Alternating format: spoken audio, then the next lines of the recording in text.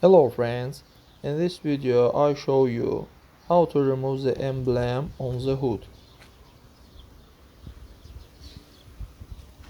Friends, but before starting the video, subscribe to our channel, put like and don't forget to put a bell so as not miss new video on the channel.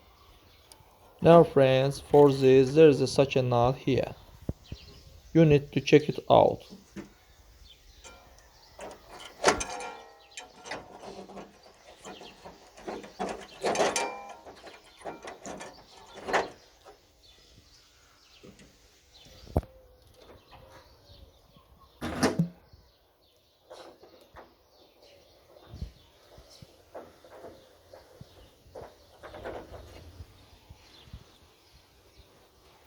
That's all guys, subscribe to our channel, put like and don't forget to put a bell so as not miss new video on the channel.